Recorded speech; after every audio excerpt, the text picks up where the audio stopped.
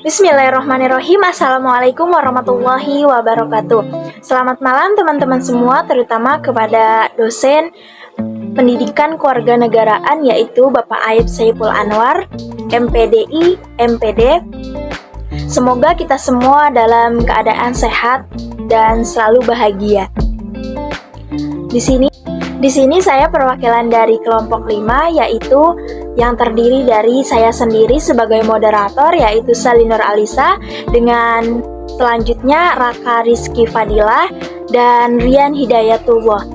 Kami akan mempresentasikan mata kuliah pendidikan kewarganegaraan yang berjudul Hakikat, Instrumentasi, dan Praksis Demokrasi Indonesia Berlandaskan Pancasila dan Undang-Undang NKRI 1945. Selanjutnya akan disampaikan oleh teman saya yaitu Rian dan Raka. Kepada mereka saya persilahkan. Saya Rian Hidayatullah dari kelompok 5 yang akan menjelaskan tentang pendahuluan demokrasi. Oke. Jadi suatu negara pasti menginginkan pemerintahan kerakyatan yang menjunjung tinggi kemerdekaan rakyat. Demokrasi merupakan bentuk pemerintahan yang mana seluruh rakyat boleh atau berhak mengumpulkan kesimpulan yang dapat merubah hidupnya.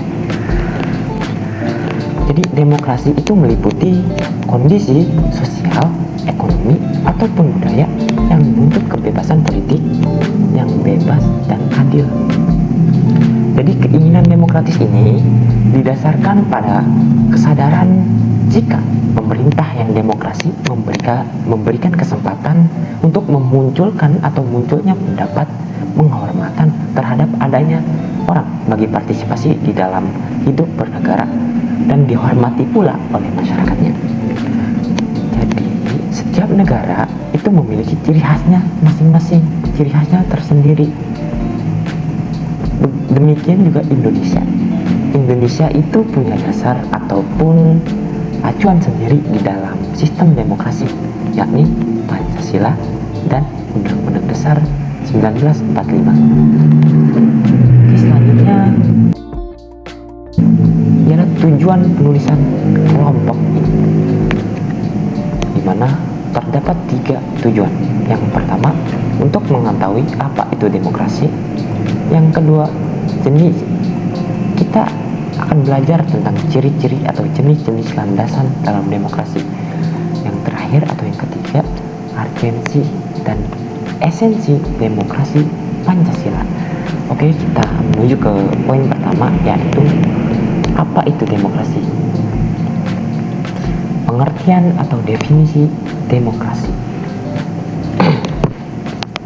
Jadi demokrasi berasal dari bahasa Yunani, yakni demo dan krasi atau demos dan kratos, yang mana demos merupakan rakyat sedangkan kratos berarti pemerintahan.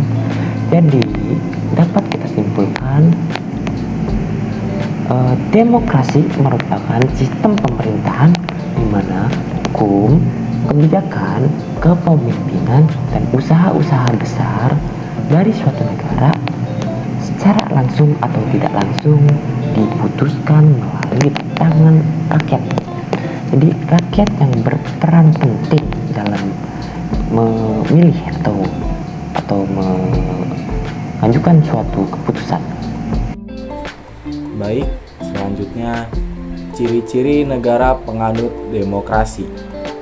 Yang pertama, negara penganut demokrasi memiliki seluruh keputusan yang ditetapkan oleh pemerintah. Yang kedua, negara penganut demokrasi menerapkan ciri konstitusional, terdapat sistem kepartaian. Yang ketiga, negara penganut demokrasi mempunyai perwakilan rakyat yang menyelenggarakan pemilihan umum. Selanjutnya, jenis-jenis demokrasi. Yang pertama, demokrasi langsung. Kedua, demokrasi tak langsung. Ketiga, demokrasi presidensial.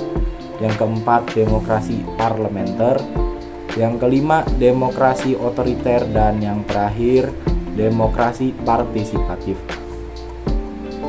Demokrasi berlandaskan Pancasila dan Undang-Undang Dasar 1945. Selanjutnya yaitu demokrasi berlandaskan Pancasila dan Undang-Undang 1945. 1. Ketentuan yang berkebudayaan. 2. Kemanusiaan universal. 3. Persatuan dalam kebinekaan. 4. Demokrasi permusyawaratan. 5. Keadilan sosial. Urgensi esensi demokrasi Pancasila. Demikianlah.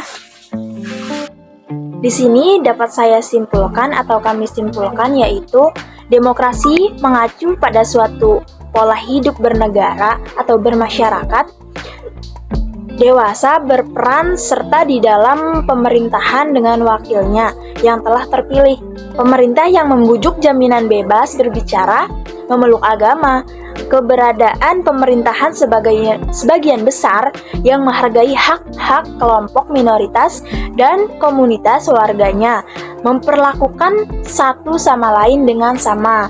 Itulah yang dapat kami sampaikan. Kurang lebihnya mohon maaf. Billahi taufiq wal hidayah. Wassalamualaikum warahmatullahi wabarakatuh.